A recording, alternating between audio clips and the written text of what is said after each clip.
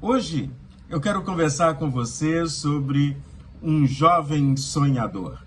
Falarmos um pouco sobre o início da história de José, um adolescente, alguém que está começando a ter uma visão sobre a vida, mas que foi criado debaixo dos valores das promessas de Deus.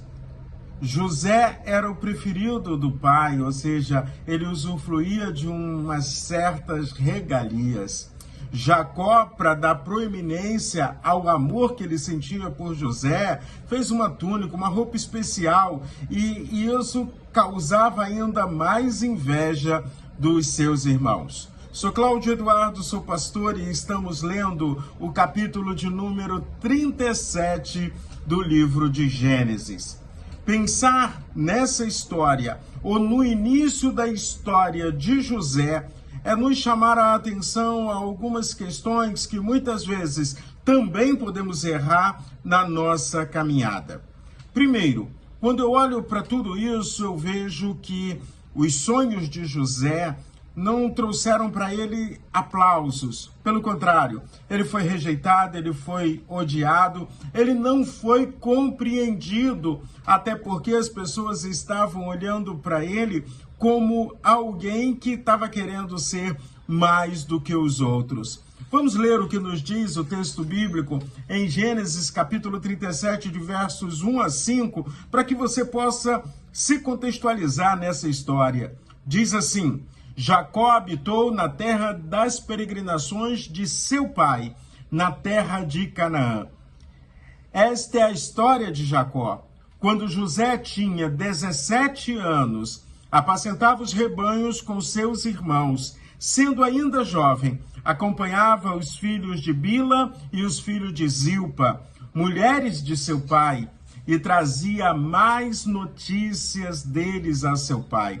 Ora, Israel amava mais José do que todos os seus outros filhos, porque ele era filho da sua velhice, e mandou fazer para ele uma túnica de talar de mangas compridas.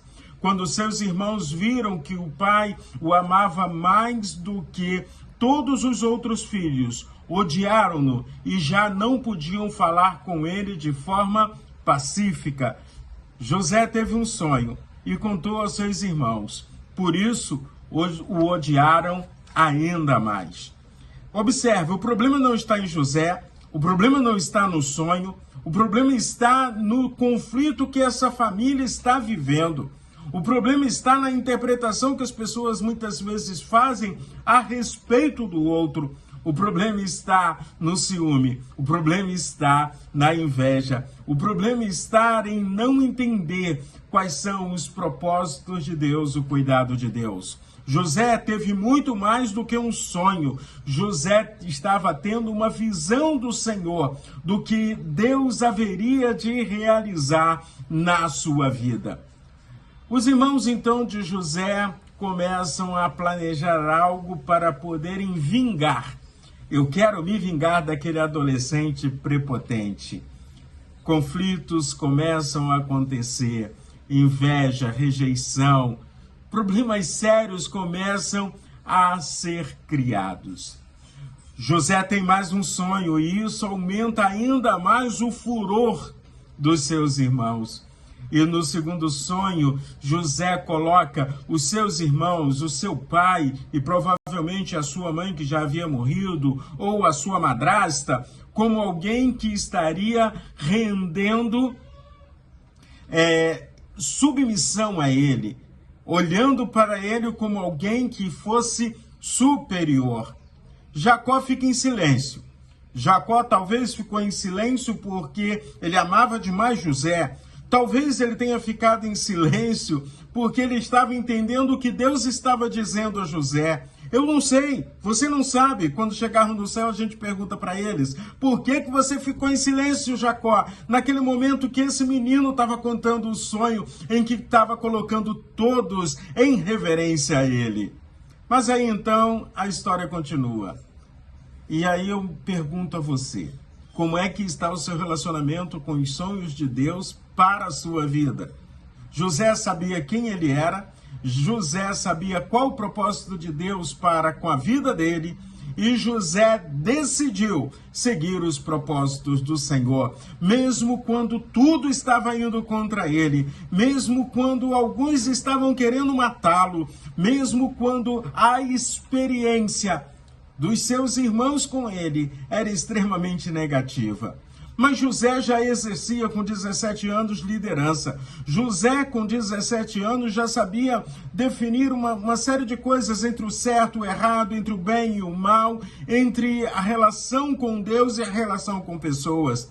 Tanto que ele era quem levava para Jacó o relatório a respeito do trabalho dos seus irmãos. Mas aí então, quando a gente olha para toda essa realidade, a gente aprende, versículo de número 11 do capítulo 37, que a inveja destrói relacionamentos, destrói propósitos, a inveja destrói a sua visão a respeito do mundo que está à sua volta. Porque no verso 11 diz, os irmãos tinham inveja dele.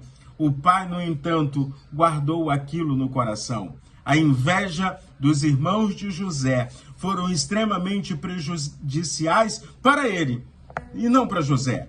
Mas aí a gente continua, José recebe a missão de ir ao campo, verificar o que os seus irmãos estavam fazendo, para depois voltar e trazer o relatório para o seu pai.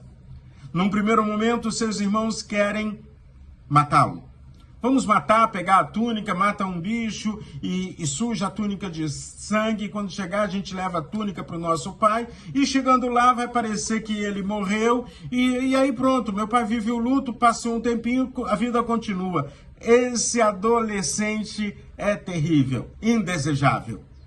Mas Rubem tem uma ideia. Vamos deixar ele ali guardado, porque Rubem queria fazer alguma coisa para livrar José do ódio dos irmãos dele, livrar José da morte.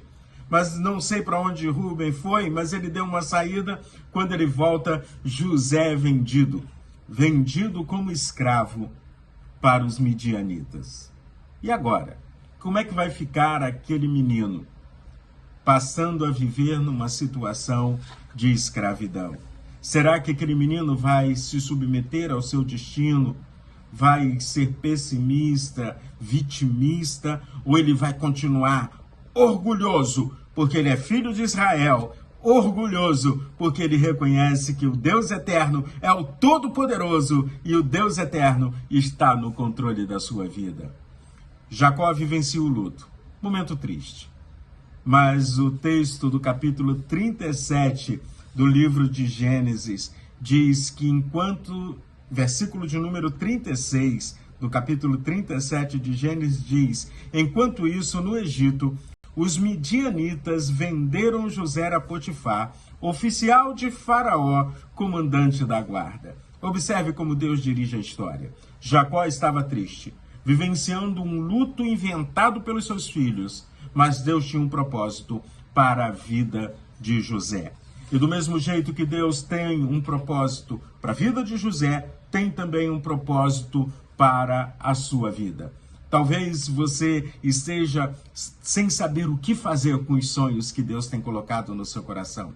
Persiga os seus sonhos, viva os seus sonhos, porque Deus tem coisas grandiosas a fazer em você e através de você.